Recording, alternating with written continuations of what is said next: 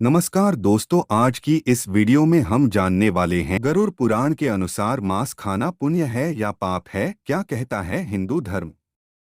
तो चलिए हम आपको बताएंगे इसका रहस्य क्या है। दोस्तों, हम आपका हमारी YouTube चैनल पर स्वागत करते हैं। दोस्तों, वैसे तो भोजन में हम क्या खाए और क्या नहीं खाना चाहिए ये लोगों का व्यक्तिगत फैसला होता है, लेकिन यहाँ हिंदू धर्म में कुछ लोग मांसाहार को निषिद्ध मानते हैं। वहीं उनमें से कई लोग मांसाहार को काटकर और मारकर खाते हैं। आज भी ये कार्य हमें कई जगहों पर मिलता है। एक और मांसाहार का ग्रहण करने वाले लोग शाकाहारी खाने वाले लोग को घास पूंछ वाले लोग बताते हैं, और दूसरी ओर देखें तो शाकाहारी खाने वाले लोग वह मांसाहारी खाने वाले लोगों को जानवरों पर अत्याचार करने वाले लोग मानते हैं। लेकिन मित्रों, आप आंख बंद कर आप किसी बात को आप मानना नहीं है, और ये लक्षण बुद्धिमान लोगों के ये लक्षण नहीं होना चाहिए। इसलिए दोस्तों, जानते हैं कि हिंदू धर्म ग्रंथों में शाकाहारी और मांसाहारी उन दोनों में कौन सा आहार उत्तम माना गया है।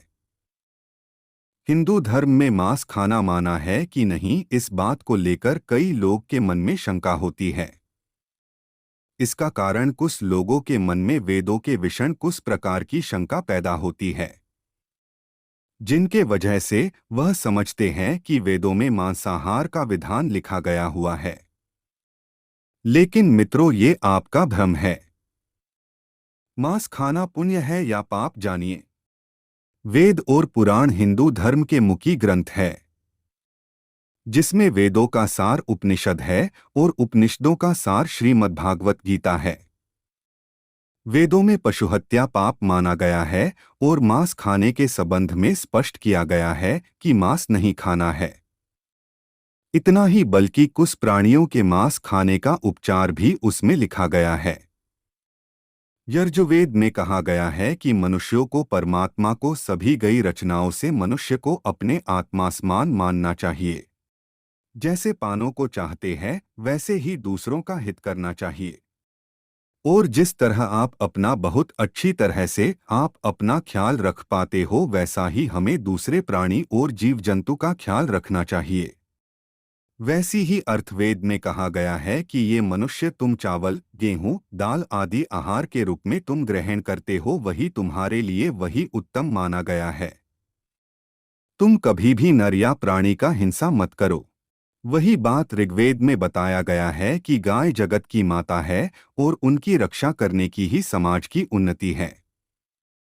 मनुष्यों को इस मान सभी प्राणियों की रक्षा अपने जीवन से ज्यादा करनी चाहिए। इस भागवत गीता में मांस खाने या नहीं खाने की वजह की बात आए 3 चरणों में उस बात को विभाजित किया गया है, जिसमें सत्व, रज और तमस को इन तीनों में मांस का उल्लेख किया गया है।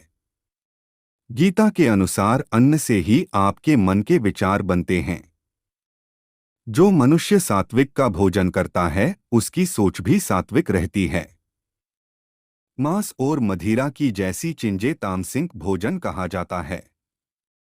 इस तरह का भोजन करने वाले लोग अक्सर कुकर्म, रोगी, एक दर्दी की तरह रहना, दुखी और सदैव के लिए आलसी बन जाते हैं।